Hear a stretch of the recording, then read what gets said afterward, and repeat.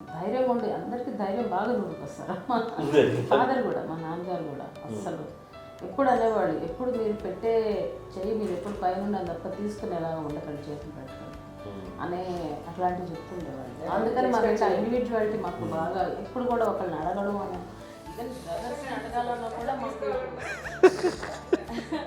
అది పడిపోయింది మైండ్లో, కొంచెం కష్టపడ్డది. సో నాకు అంటే ఆవిడ మా అమ్మ ఏదన్నా కొంచెం డిప్రెస్ అయినా నేను చాలా ఎక్కువ అమ్మకి షేర్ చేసుకుంటే అన్నయ్య కూడా లేడు. అన్నయ్య ఉన్నప్పుడు ఓకే, లేనప్పుడు నేనే ఎక్కువ షేర్ చేసుకున్నాను.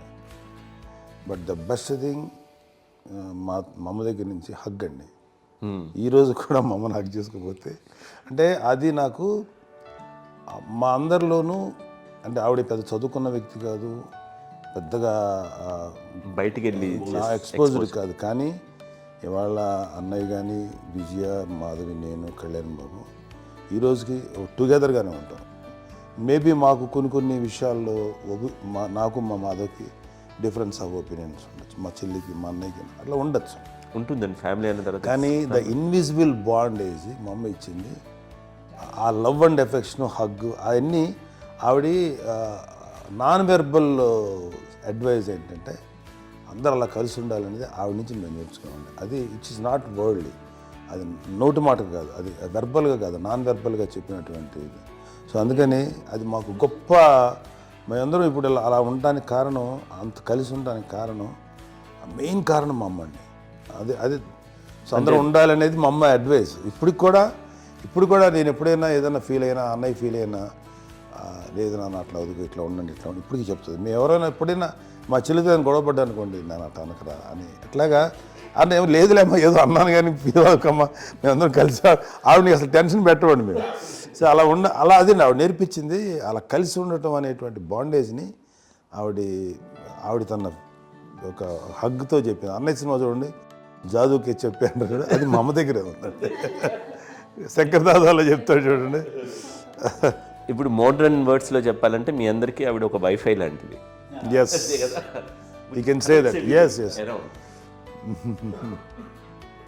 ఇంకొక అడ్వైజ్ కట్టండి, అమ్మ విషయంలో నేను గొప్పగా ఫీల్ అయ్యేది, కానీ చాలామంది పెద్దలు రిటైర్ అయిపోయి విశ్రాంతి తీసుకుంటున్నటువంటి పెద్దలందరూ కూడా ఆచరించే విధంగా ఒక విషయాన్ని నేను గమనించాను. ఇప్పుడంటే నా దగ్గర ఉంటుంది కాబట్టి ఉన్నాను. అమ్మ విడిగా ఇంకొక ఇంట్లో ఉండేది, 9 సంవత్సరాలు నాన్నగారు పూర్వమైన దగ్గర నుంచి ఉండేది. 5 సంవత్సరాలు ఒంటరిగా ఉండి నన్ను బిడ్డలందరూ ఎవరు మానవాడు వెళ్ళిపోయారు, నేను ఒంటరి అయిపోయాను అన్న ఫీలింగ్ అమ్మకు ఎప్పుడు ఉండేది కాదు. తర్వాత బిడ్డలు వాళ్ళ టైం బట్టి వచ్చి చూసుకుంటే సరిపోతుంది. అది వారమా, నెలక, 2 నెలక, అసలు ఒకసారి రాలేని పరిస్థితిలో ఉంటుంది. 5-6 నెలల పాటు ఇదే ఊళ్ళో ఉండి, పక్క విధుల్లో ఉండి, ఎవరి పనులు వాళ్ళు బిజీగా ఉండి, ఎవరి షూటింగ్ వాళ్ళు బిజీగా ఉండి, ఎవరి ప్రొఫెషన్లో వాళ్ళు బిజీగా ఉండి, ఎవరి ప్రొఫెషన్లో వాళ్ళు బిజీగా ఉండి, తన సంసారం తను బిజీగా ఉంటాను. సరే అమ్మ ఏమీ ఫీల్ అయ్యేది కదా, ఏంటమ్మా రావట్లేదు, అసలు పట్టించుకోవట్లేదు ఏంటి అంటే, అంతేలేమ్మా అని ఇలాంటి నిరసన మాటలు కానీ, ఈసరింపు మాటలు కానీ, లేకపోతే న్యూనతాభావం కానీ ఇలాంటివి ఎప్పుడు అమ్మకు లేవండి. వచ్చారు అబ్బాయి ఏం చేసి పెట్టకుండా చెప్పండి అంటూ చాలా పాజిటివ్ ఉండి, ఇప్పటికీ కూడా తను సపరేట్ ఇచ్చిండు మా ఇంట్లో, మిగతా అందరూ వేరే ఇచ్చుకోవడం. ఎందుకంటే అమ్మకి మోస్ట్ స్ట్రెస్ బస్టర్ వచ్చేసినా, లేకపోతే ఏదో రిలీఫ్ ఏంటంటే తన కిచెన్లో కూర్చొని వండి అందరికి పెట్టాం. ఇప్పటికీ కళ్యాణ్ బాబు అక్కడక్కడ తిరిగేసి, ఎక్కడో చేసి, నిరసన చేసి, అన్ని రకాలుగా చేసి వస్తే అమ్మకి చాలా జాలి.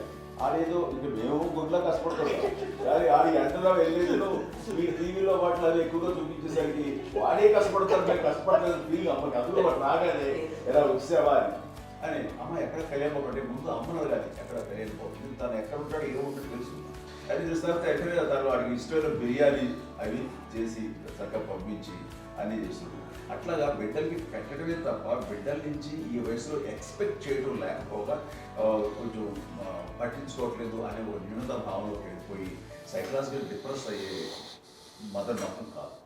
ఆ రకంగా మాకందరికీ భరోసా. మేము కూడా పెద్ద అయినా బిడ్డలు వాళ్ళ ప్రవృత్తి ఉద్యోగ రీత్యాల వాళ్ళ వృత్తి రీత్యా వాళ్ళు దూరం అయిపోయి మనల్ని చాలా కమ్యూనికేషన్ గ్యాప్ వచ్చినా సరే బిడ్డలు నాకు దూరం అయిపోయి పట్టించుకోవట్లేదు, ఇలాగే చూసావా వెళ్ళి ఎంత ఇదిగా ఉరేయేవాళ్ళు వీళ్ళ గురించి, ఇప్పుడు ఏమైపోయాను అన్న ఇంత కించెం బాధపడలేదు వాళ్ళకి అంటూ నెగిటివ్ సైడ్ ఆలోచించే విధానం లేనే లేదు.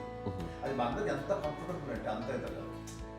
చూసుకోకపోతే మాధవ చూసుకుని మాధవ లేకపోతే నాగబాబు వెళ్తుంటాడు కడిగినప్పుడల్లా మా విజయ్ చూసుకుంటున్నది, సరే నాకు కళ్యాణ్ బాబు తను చూసుకుంటుంటాడు, ఇట్లా ఎవరో కూడా వెళ్తూ ఉంటాం.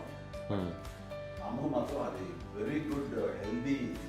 నేను చాలా మంది తల్లిదండ్రులు చూశాను, అవును, వాళ్ళు చాలా ఇబ్బంది పడుతూ ఉంటారు.